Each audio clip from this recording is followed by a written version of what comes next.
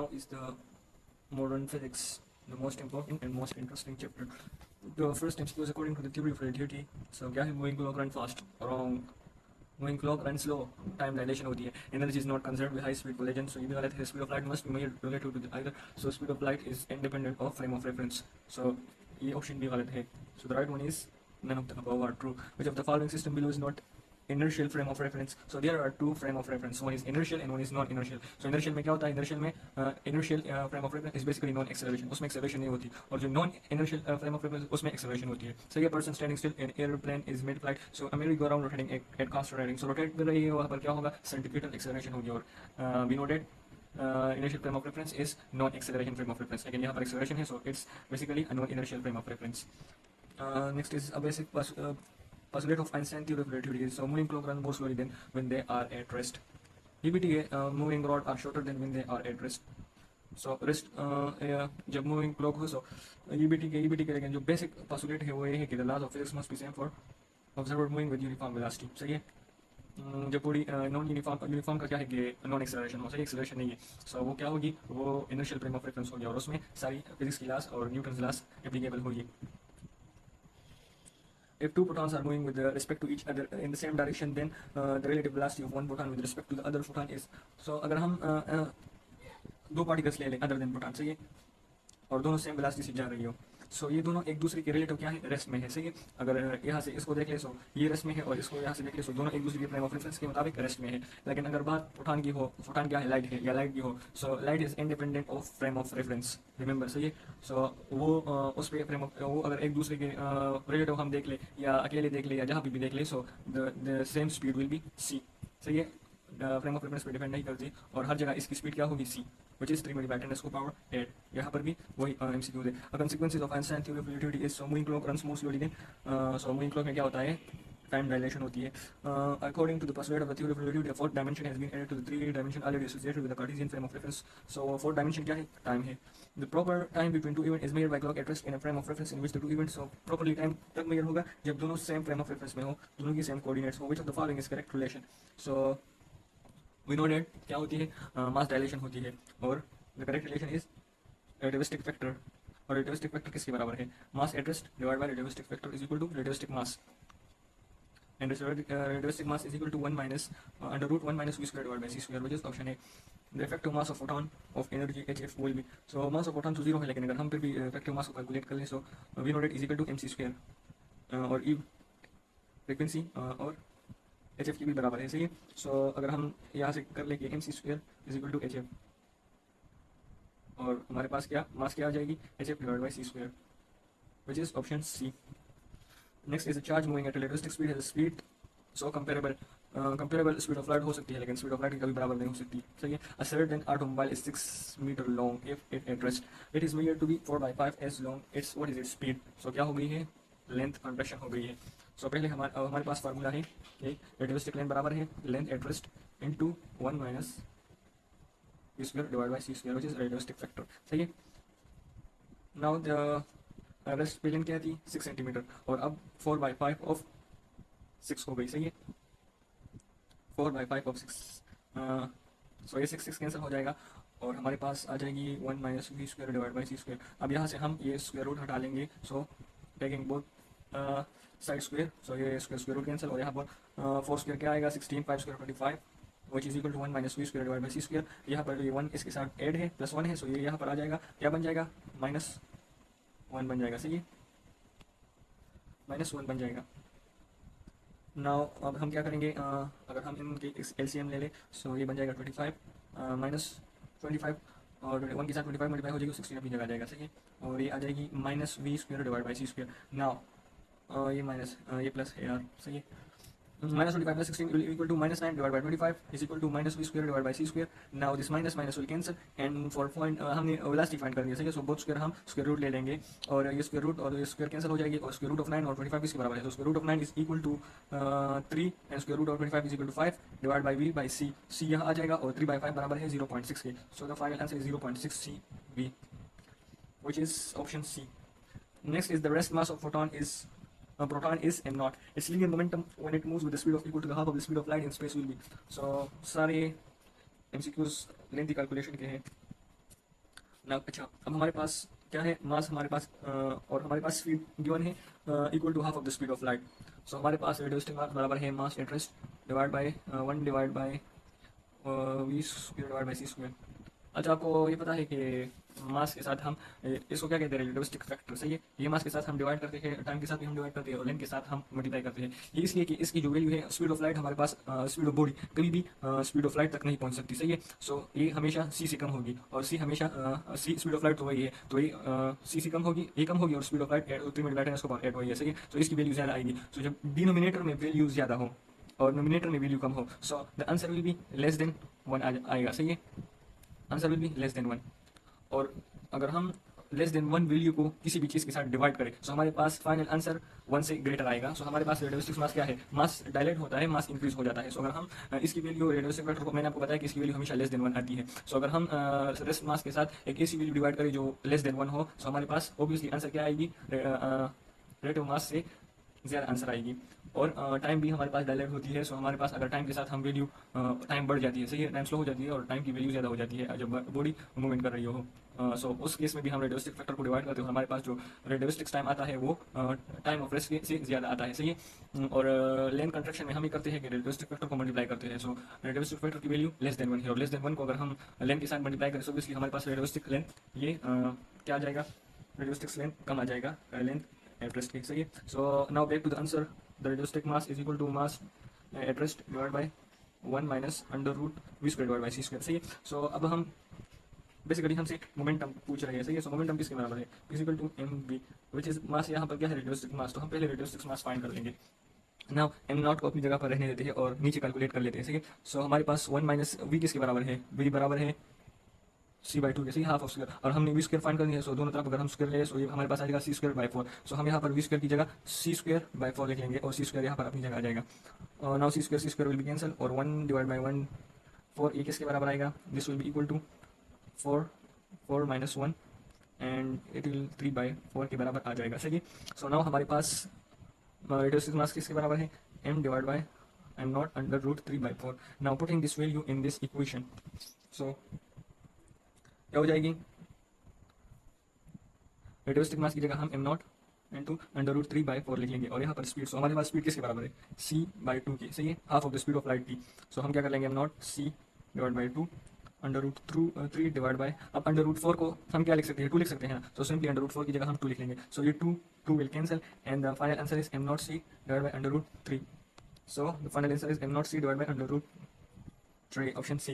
In Einstein universe what is the fourth dimension, so fourth dimension क्या है, time है।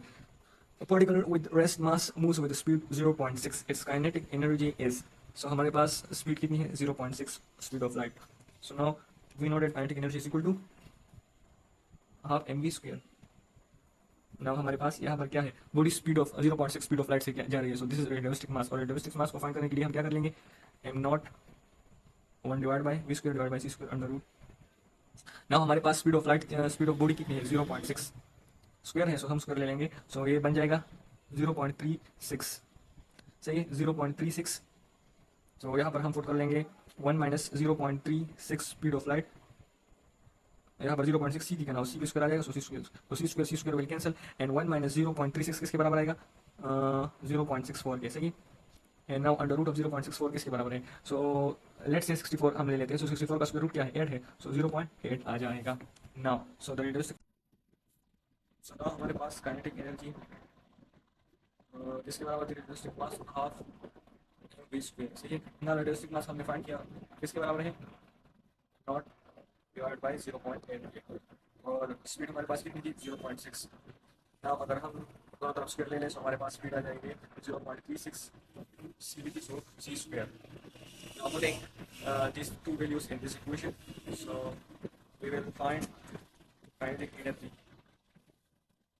Kinetic energy आ गई, आप रेडियोस्टिक मास की जगह एम नॉट 0.8 पुट कर लेंगे और वी स्क्वायर हमारे पास कितना था, 0.36 सी स्क्वायर। ना अगर हम 8 और 36 को डिवाइड करते हैं, सो 8 और, सो ये क्या बन जाएगा, 8 4 32 एंड 36 माइनस 32 4 रह जाएगा और पॉइंट लगा है। सो हम 4 के साथ 0 लगाएंगे एंड 8 5 40। सो हमारे पास आ गई m not 0.45। Now 2 divide by 0.5, so approximately equal to 0.22। So हमारे पास फाइनल आंसर क्या है? 0.22 यहाँ पर सी स्क्वायर है, सही है, m not c square, which is option B. Option B. The total mass of particles is m naught. In order for its total energy to be twice its rest energy, its momentum must be. So हमारे पास total energy क्या है? Rest energy के double है. So we can say that uh, total energy हमारे पास rest energy के double है, सही है. Now energy को हम किस तरह लिख सकते हैं? Is equal to mc square, सही है. और यहाँ पर m naught c square आ जाएगा. Now हम mc square को इस तरह लिख सकते हैं mc into c, सही है. और यहाँ पर भी mc को हम mc into c लिख लेंगे. Now this c and this c will cancel. अब mc और mc, ये c क्या है? स्पीड है ना, स्पीड ऑफ लाइट. सो और मास और स्पीड किसके बराबर है? मोमेंटम के बराबर है. सो यहाँ पर मोमेंटम टोटल एनर्जी है. सो टोटल एनर्जी को अपनी साइड पे छोड़ देते हैं और यहाँ पर mc की जगह हम मोमेंटम ले लेते हैं, सही है. मोमेंटम फाइंड करने के लिए हमें टोटल एनर्जी की जरूरत है. सो मोमेंटम फाइनल क्या जाएगा? ये टू यहाँ पर डिवाइड हो जाएगा. सो हमारे पास टोटल मोमेंटम क्या जाएगी? टोटल एनर्जी की mc divide by two, which is mc divided by 2.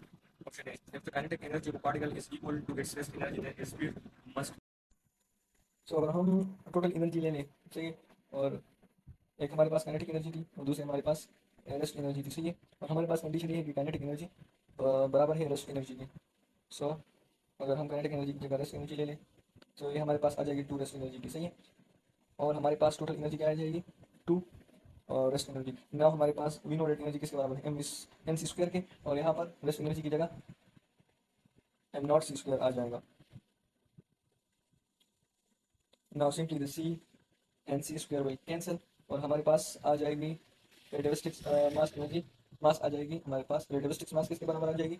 2 rest mass की. नाउ हमारे पास एक फार्मूला है रेडिविस्टिक्स मास का, which is m not divide by 1 minus we square divide by C square square root, सही है. तो अब हम क्या कर लेंगे? अब हम कर लेंगे, हमने फाइंड करनी है स्पीड को. तो यहाँ से हम इन दोनों को बराबर ले लेंगे, सही है, क्योंकि लेफ्ट साइड इक्वल है, सो राइट साइड भी हम इक्वल ले लेंगे. तो हमारे पास फाइनल इक्वेशन बन जाएगी 2 m not is equal to m not divide by 1 minus we square divide by C square square root. So m not will cancel और नीचे को जस्ट सॉल्व करते हैं कि हमारे पास आ जाएगा 2 is equal to 1 divide by 1 minus we square divide by C square. अब स्क्वायर रूट को कैंसिल करते हैं, सो क्या कर लेंगे? दोनों साइड स्क्वायर रूट ले लेंगे. So square root and square will cancel और यहाँ पर 2 स्क्वायर क्या आ जाएगा? 4 is 1 divide by 1 minus b square divide by C square. Now अगर हम 4 की जगह क्या है? 1 है ना. सो अगर हम इसको ऊपर ले जाना चाहते हैं सो हम 4 को नीचे ले आएंगे. सो ये बन जाएगा 1/4 is equal to 1 minus b square divide by C square. Now 1 यहाँ पर ऐड है, सही है, +1 है. सो +1 को अगर हम यहाँ ले आए सो ये -1 बन जाएगा. So -1 plus 1 divide by 4 is equal to minus b square divide by C square. Now अगर हम एलसीएम में ले सो ये -4 + 1 एंड नाउ -4 + 1 किसके बराबर है? -3 डिवाइड बाई 4 आ जाएगा and v square C square minus. So minus minus will cancel और वेलोसिटी को फाइंड करना है, सही है. सो स्पीड को फाइंड करना है, दोनों तरफ हम स्क्वायर रूट ले लेंगे. सो ये स्क्वायर रूट और ये स्क्वायर स्क्वायर कैंसिल हो जाएगा और हमारे पास आ जाएगी v by c is equal to √3 और √4 किसके बराबर है? 2 है, 2 के बराबर है, सही. और हम सी को इस तरफ ले आएंगे. So now √3 divide by 2 is equal to c. Now calculator की कोई ज़रूरत नहीं है. √3 डिवाइड बाई 2 किसके बराबर है? 0.866 के या 87 के, सही है, ये याद रखें. This is the also the value of cost 30, सही है. सो एक बात याद रखें कि √3 डिवाइड बाई 2 0.867 के सिंपली बराबर है. सो 0.87 सी हमारे पास final answer. If the mass of particle is 0 और its speed must be. So अगर हम स्पीड को बराबर ले लें स्पीड ऑफ लाइट के, तो हमारे पास मास बराबर है रेडियोसिक मास के 1 divide by we square divide by C square. अगर हम यहाँ स्पीड की जगह सी स्पीड ऑफ लाइट है, सो सी विल कैंसिल इन 1 - 1 किसके बराबर आ जाएगा? 0 के बराबर आ जाएगा. सो टोटली मास इनफाइनाइट हो जाएगा और 0 या पहले 0 हो जाएगा. सो अगर हम स्पीड ऑफ अगर बॉडी की स्पीड ऑफ लाइट के बराबर ले सो पार्टिकल की मास इनफाइनाइट हो जाएगी. To an observer, a stationary on a platform compared to a stationary clock, a moving clock ticks slower. So simply mass dilation हो जाएगी, time dilation हो जाएगी. A clock is moving with the relativistic velocity with respect to an observer. This clock so runs slowly. Which of the following particles can move with the speed of light? So photon, सही है. A particle with zero mass and energy carries momentum. So क्या है? mc square किसके बराबर है? Energy के बराबर है, सही है। और एम सी की जगह हम एम सी इंटू सी लिख सकते हैं, और हमारे पास एनर्जी अपनी जगह है। नाउ एम सी किसके बराबर है, सी क्या है, स्पीड है ना, so mass speed is equal to momentum into C divide by E. So final momentum will be E divide by C. अब मास की जीरो मास कब हो सकती है, जब बॉडी स्पीड ऑफ लाइट की उसकी स्पीड क्या हो, स्पीड ऑफ लाइट हो। सो एनर्जी को स्पीड ऑफ लाइट में डिवाइड करेंगे सिंपली, सो हमारे पास फाइनल मोमेंटम आ जाएगा। If 1 nanogram of mass convert into energy, how many joules of heat will be generated. So हमारे पास 1 नैनोग्राम है, फार्मूला हमारे पास क्या है, is equal to M C square. So हमारे पास कितनी एनर्जी जनरेट होगी, हमारे पास 1 नैनोग्राम हो। सो 1 नैनो किसके बराबर है, 10⁻⁻⁹ ग्राम है, और ग्राम को सिंपली किलोग्राम में कन्वर्ट करने के लिए हम क्या 10⁻⁻3 लिख लेंगे। अब हमारे पास स्पीड ऑफ लाइट क्या है, 3 × 10⁻8। सो 10⁻⁻9 एंड -3 10⁻⁻12 मल्टीप्लाई 3 इंटू यहाँ पर स्क्वायर है, सॉरी एम सी स्क्वायर है, सही है। सो 3 स्क्वायर क्या आ जाएगा 9 मल्टीप्लाई और 8 पे पावर है, सो 8 × 16। सो हमारे पास 9 multiply 10⁻+16 and -12, so +16 and -12 will be +4। So 9 multiply 10⁻+ 4 कहाँ गए, ये है सही, option D. The incorrect statement about a photon is, so its rest mass is 0 eBTK, its energy is HF, it has frequency and exert no pressure। So ये option गलत है। A photon is a charged particle, no electron, positron pair, no packet of energy, yes। If a material particle start motion with a speed equal to the speed of light, then the mass of this moving particle will, so अगर particle motion करे speed of light जैसे ये, then the mass of the moving क्या रहेगा, become infinite। अच्छा, सो मास क्या बन जाएगा, मास सिंपली इनफाइनाइट बन जाएगी, सही है। मैंने आपको बताया ना कि मास किसके बराबर है, रेडियोस्टिक्स मास किसके बराबर है, mass at rest divide by 1 - v² divide by c² under root, सही है। नाउ अगर हम स्पीड की जगह स्पीड ऑफ लाइट ले, सो ये c² कैंसिल हो जाएगा, और ये क्या बन जाएगा 1, and 1 - 1 is equal to 0 and under root 0 is also 0। So अगर मास को अगर हम 0 पे डिवाइड करें, तो हमारे पास इनफाइनाइट आंसर आएगा। A meter stick moves sideways at 0.8 speed according to the measurement taken in the laboratory, its length is, so हमने फाइंड करनी है लेंथ, और हमारे पास इनिशियल लेंथ क्या है, लेंथ एट रेस्ट क्या है 1 मीटर, और स्पीड हमारे पास 0.8 सी है। So let's calculate. फार्मूला हमारे पास है, रेडियस लेंथ किसके बराबर है, length at rest into 1 - v² divide by c²। जरूर सही है। सो हमारे पास क्या थी, लेंथ इनिशियल 1 मीटर थी, और स्पीड हमारे पास थी 0.68 थी, 0.8, और c², so c² will cancel, और यहाँ पर हमारे पास 1 - 0 पॉइंट क्या आ जाएगा 6, 8 का स्क्वायर क्या है 64 है, सो 0.64 ना 1 - 0.64 किसके बराबर है 0.34 के, ठीक है। और सॉरी 36 के, अगर हम 0 को साइड पे कर ले और 36 का स्क्वायर रूट ले तो क्या आएगा 6 आएगा ना। So the final answer will be 0.6 metre, सही। Option B. A meter rod is moving with the speed of light with respect to a stationary observer. The length of the rod will appear to observer is 0। सही है। देखो अगर body speed of light से जा रही हो, so body की मास infinite हो जाएगी, टाइम इनफाइनाइट हो जाएगी, और लेंथ भी 0 हो जाएगी। The length of a spaceship is measured to be exactly 1/3 of its proper length। So 1/3 हमारे पास लेंथ कॉन्ट्रैक्ट हो गई। What is the speed? So speed find करना है, and the formula is वही सेम फार्मूला है, 1 - 1 - v² divide by c² under root. So हमारे पास पहले हमारे पास लेंथ थी 1/3 ऑफ इट्स प्रॉपर लेंथ, सही है। सो हमारे पास length 1/3 of its length at rest की थी, और बाकी हमारे पास अपनी जगह आ जाएगा। सो एल नॉट कैंसिल, 1/3 हमारे पास फाइनल आंसर। और हमने स्पीड फाइंड करनी है, सो पहले हम स्क्वायर रूट हटा लेंगे। सो स्क्वायर रूट किस तरह हटा लेंगे, दोनों जगह स्क्वायर ले लेंगे, so square root and square will cancel, and यहाँ पर 3 का स्क्वायर क्या आता है 9, 1 - v² डिवाइड बाई c²। सो ये अब हम 1 यहाँ पर प्लस है, सो 1 यहाँ पर ले आएंगे, सो ये यहाँ पर माइनस हो जाएगा। So -1 + 1/9 is equal to -v² divided by c²। Now simply LCM, -9 + 1 which will be -8 divided by 9 which will be by c। यहाँ पर स्क्वायर नहीं है, यहाँ पर स्क्वायर है, minus minus will cancel. Now अब स्क्वायर को हटाने के लिए हम क्या करेंगे, स्क्वायर रूट ले लेंगे। सो ये स्क्वायर या स्क्वायर रूट कैंसिल, एंड 8 का स्क्वायर रूट क्या आता है, और 9 का स्क्वायर रूट क्या आता है 3 आता है, सही है।